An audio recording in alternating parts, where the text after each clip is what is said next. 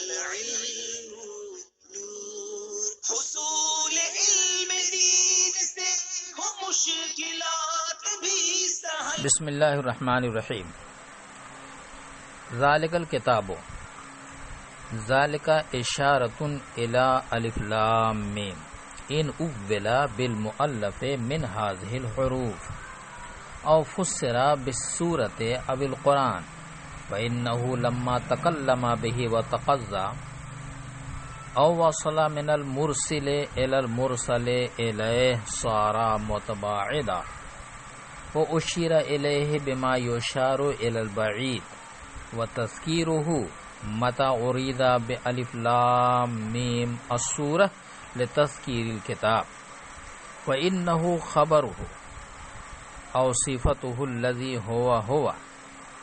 أو إلى الكتاب فيكون صفته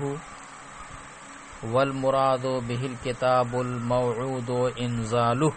بقوله تعالى انا سنلقي عليك قولا ثقيلا ونحوه او في الكتب المتقدمة وهو مصدر سمي به المفعول للمبالغة او فعال بني للمفعول كاللباس ثم اطلق على المنظوم عبارة قبل ان يكتب لأنه مما يكتب وَأَصْلُ الْكَتْبِ الْجَمْعُ وَمِنْهُ الْكَتِيبَةُ۔ ترجمہ۔ ذالک الکتاب، ذالکہ سے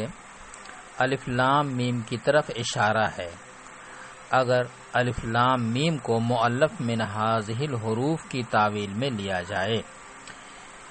یا اس کی تفسیر سورہ یا قرآن سے کی جائے، اس لیے کہ جب الف لام میم کا تلفظ ہوا اور اس کے حروف زبان سے گزر گئے اور مرسل کی جانب سے مرسل الیہ کے پاس پہنچ گئے تو گویا وہ دور ہو گئے، لہذا اس میں اشارہ بعید کے ذریعہ ان کی طرف اشارہ کیا گیا۔ اور جب الف لام سے سورہ مراد لی جائے تو ذالکہ کو مذکر لانا اس لیے ہے کہ الکتاب مذکر ہے، کیونکہ الکتاب ذالکہ کی خبر ہے یا ایسی صفت ہے کہ ذالکہ اور اس کے درمیان ذاتاً اتحاد ہے، یا ذالکہ سے اشارہ ہے الکتاب کی طرف۔ دری صورت الکتاب و ذالکہ کی صفت ہوگی اور اس سے وہ کتاب مراد ہوگی جس کے نازل کرنے کا وعدہ اللہ تعالی نے اپنے فرمان انا سنلقی علیک قولا ثقیلا اور اس جیسے دوسرے ارشادات میں کیا ہے، یا جس کے نازل کرنے کا کتب سابقہ میں وعدہ کیا گیا ہے۔ وہو مصدر، اور لفظ کتاب مصدر ہے اور شیء مکتوب کو مصدر کتاب سے مبالغتاً تعبیر کر دیا گیا، یا اس میں صفت مبنی للمفعول ہے، جیسے لباس ملبوس کے معنی میں ہے۔ پھر کتاب کا استعمال اس مضمون پر ہونے لگا جو عبارت کے طور پر لکھنے سے پہلے ذہن میں مرتب کر لیا جائے، کیونکہ وہ بھی عنقریب لکھا ہی جائے گا، اور کتاب کے مادے کتب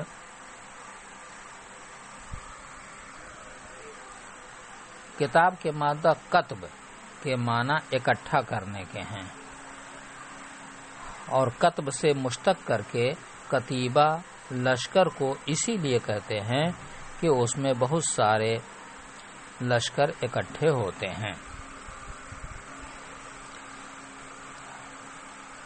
تفسیر دیکھیں۔ ذالک الکتاب، ذالکہ کا مشار الیہ دو چیزیں ہو سکتی ہیں، ایک کتاب اور دوسری الف لام میم، لیکن کتاب کو مشار الیہ قرار دینے کی صورت میں الکتاب صرف صفت ہوگا ذالکہ کی، اور الف لام کو مشار الیہ قرار دینے کی صورت میں الکتاب صفت اور خبر دونوں بن سکتا ہے۔ جس صورت کے اندر کتاب کو مشار الیہ قرار دیا جائے تو اعتراض وارد ہوگا کہ مشار الیہ سابقاً مذکور ہونا ضروری ہے اور یہاں کتاب کا پہلے کہیں تذکرہ نہیں، تو پھر ذالکہ کا مشار الیہ کتاب کو قرار دینا کیسے درست ہوگا؟ جواب یہ ہے کہ کتاب سے مراد وہ کتاب ہے جس کے نازل کرنے کا وعدہ اللہ تبارک و تعالی نے خود قرآن مقدس کی بعض آیات میں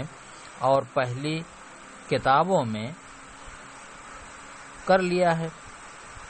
سابق آیت یہ ہے انا سنلقی علیک قولا ثقیلا۔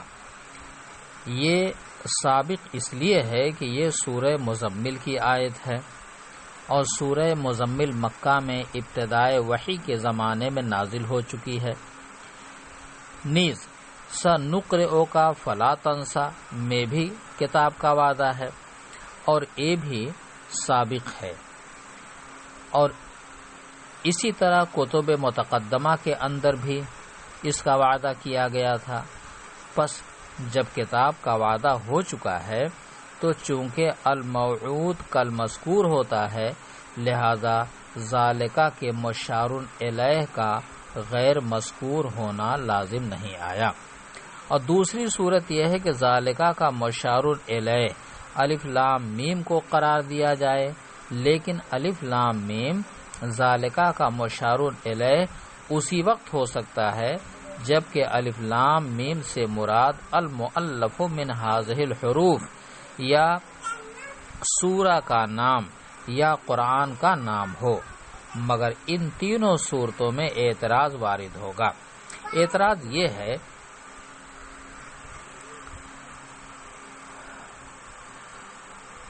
کہ ذالکہ کا مشار الیہ بعید ہوتا ہے اور آپ جس کو مشار الیہ قرار دے رہے ہیں وہ تو بالکل قریب مذکور ہے، یعنی ذالکہ اس میں اشارہ بعید کے لیے وضع کیا گیا ہے، لہذا بعید مشار الیہ کے لیے اس کا استعمال ہونا چاہیے، لیکن یہاں تو قریب ہے، تو ذالکہ کا الف لام میم کو مشار الیہ قرار دینا کیسے درست ہوگا؟ قاضی صاحب نے جواب یہ دیا ہے کہ اگرچہ مشار الیہ بظاہر قریب ہے لیکن دو وجہوں کی بنا پر وہ بعید ہے۔ پہلی وجہ یہ ہے کہ الف لام میم از قبیل کلام لفظی ہے اور کلام لفظی عرض سیال ہے، یعنی غیر مجتمع الذات، اور اسی کا ترجمہ عرض لا یبقى زمانین کے ساتھ کرتے ہیں، یعنی ایسا عرض جو دو زمانوں میں باقی نہ رہے۔ اور جب الف لام عرض سیال ٹھہرا تو جیسے ہی اس کا تکلم کیا گیا اور زبان سے اس کی ادائیگی ہوئی تو تکلم ہوتے ہی وہ بعید ہو گیا، کیونکہ جو چیز زبان سے گزر جاتی ہے وہ گویا فوت ہو جاتی ہے، اور فوت ہونے والی چیز کو عرب والے بہت ہی بعید سمجھتے ہیں، جیسا کہ مقولہ ہے کہ ما ابعدا ما فات و ما اقربا ما ہوا آت، یعنی جو چیز فوت ہو گئی گویا وہ بہت بعید ہو گئی، اور جو چیز آنے والی ہے گویا قریب تر ہے۔ تو حاصل یہ نکلا کہ الف لام میم تکلم کے بعد بعید تر ہو گیا، اور جب بعید ہو گیا تو ذالکہ کو جو اس میں اشارہ بعید ہے اس کے لیے استعمال کرنا صحیح ہو گیا۔ دوسری وجہ یہ ہے کہ جب اللہ تعالی کی جانب سے حضور صلی اللہ تعالی علیہ وسلم تک پہلے الف لام میم کے کلمات پہنچے تو گویا اللہ تعالی سے ان کلمات کی دوری ہو گئی، اور جب دوری ہو گئی تو وہ بعید ہو گئے، لہذا ذالکہ کا مشار الیہ قرار دینا درست ہو گیا۔ علامہ سکاکی نے ذالکہ کو استعمال کرنے کی ایک دوسری وجہ بیان کی ہے۔ انہوں نے فرمایا ہے کہ الف لام میم جو ذالکہ کا مشارن الیہ ہے، اگرچہ یہ لفظوں میں قریب تر ہے مگر رتبہ کے اعتبار سے بعید ہے، اور رتبہ کے اعتبار سے اس لیے بعید ہے کہ یہ اشرف چیزوں کا مادہ ترکیبی ہے، مادہ ترکیب ہے، یعنی اللہ تعالی کے اسما اور اس کے صفات اور کتب آسمانی انہی جیسے حرفوں سے مرکب ہے، اور چونکہ اسما و صفات اور کتب آسمانی اشرف ہیں لہذا ان کا مادہ ترکیبی بھی اشرف ہوگا اور رتبے کے اعتبار سے بالا تر ہوگا، لیکن اس پر اس بود رتبتی کو بود مکانی کے منزلہ میں مان لیا گیا ہے۔ پھر اس ذالکہ اسم اشارہ کو جو بعد مکانی کے لیے استعمال ہوتا ہے ذکر کر دیا گیا۔ الف لام میم کو اس میں سورہ قرار دینے کی صورت میں دو اعتراض واقع ہوتے ہیں۔ اول یہ کہ سورہ مؤنث ہے، لہذا الف لام میم جو اس کا اسم ہے وہ بھی مؤنث ہوگا، اور مؤنث کے لیے اسم اشارہ تل کا استعمال ہوتا ہے، ذالکہ مذکر کے لیے ہے، لہذا ذالکہ کے بجائے تل کا استعمال ہونا چاہیے۔ دوسرا اعتراض یہ ہے کہ سورہ جز ہے اور کتاب کل ہے، اور کل کا حمل جز پر نہیں ہوتا، لہذا الکتاب کا حمل الف لام میم پر جس سے مراد سورہ ہے کیسے درست ہو سکتا ہے؟ جواب سنیے۔ قاضی صاحب رحمۃ اللہ علیہ کے جواب کا حاصل یہ ہے کہ جب اسم اشارہ دائر ہو اپنے مشارن الیہ اور خبر یا صفت کے درمیان، اور خبر یا صفت اور اسم اشارہ کے درمیان ذاتاً و مصداقاً اتحاد ہو تو تذکیر و تانیث کے اندر خبر و صفت کا لحاظ کیا جاتا ہے، یعنی خبر اور صفت اگر مذکر ہو تو اسم اشارہ مذکر لایا جاتا ہے، اور اگر خبر و صفت مؤنث ہو تو اسم اشارہ مؤنث لایا جاتا ہے، جس طرح کہ قرآن پاک کے اندر فلما رأى الشمس بازغة قال ھذا ربی میں ھذا کو مذکر اسی قاعدے کے تحت ذکر کیا گیا، ورنہ ظاہر تو یہ چاہتا ہے کہ ھذہ ہو، اس لیے کہ ھذا کا مشارن الیہ شمس ہے اور شمس مؤنث معنوی ہے، لہذا اس کے لیے اسم اشارہ بھی مؤنث آنا چاہیے، مگر چونکہ قاعدہ مذکورہ کے تحت ھذا کی خبر لفظ ربی مذکر تھی اس لیے ھذا کو بھی مذکر لایا گیا، پس ذالک الکتاب میں بھی یہی قاعدہ جاری ہوا ہے، یعنی الکتاب جو کہ ذالکہ کی خبر یا اس کی صفت ہے اور مذکر ہے اس لیے مذکر کا صیغہ ذالکہ لایا گیا۔ دوسرے کا جواب یہ ہے کہ آپ کا یہ اعتراض ہمیں تسلیم نہیں، اس لیے کہ الف لام میم اس میں سورہ ہے اور سورہ جز ہے کتاب کا، لیکن یہاں اس سے مراد کل کتاب ہے، لہذا یہ اطلاق الجز و ارادت الکل کے قبیل سے ہے، اور جب کل کتاب مراد ہے تو کتاب کا حمل الف لام میم پر درست ہے، کیونکہ کل کا حمل کل پر جائز ہے، یا یہ کہا جائے کہ الکتاب جو کل ہے اس سے بعض کتاب یعنی سورہ مراد ہے، لہذا یہ اطلاق الکل و ارادت الجز کے قبیل سے ہے، اور جب بعض کتاب مراد ہے تو پھر کتاب کا حمل الف لام میم پر جو بمعنی سورہ ہے یہ صحیح ہے۔ وَهُوَ مصدر سُمِّيَ بِهِ، یہاں سے لفظ کتاب کی لغوی بحث فرماتے ہیں۔ کتاب کی اصل کتبن ہے، اور کتبن کے معنی آتے ہیں جمع کرنے کے، اہل عرب کہتے ہیں کتبت الخیل بالخیل، یعنی میں نے گھوڑوں کو گھوڑوں کے ساتھ جمع کر دیا۔ اسی مناسبت سے لشکر کو کتیبہ کہتے ہیں، کیونکہ اس کے اندر اجتماع ہوتا ہے، اور کتاب کو بھی کتاب اسی لیے کہتے ہیں کہ اس کے اندر بھی بہت سارے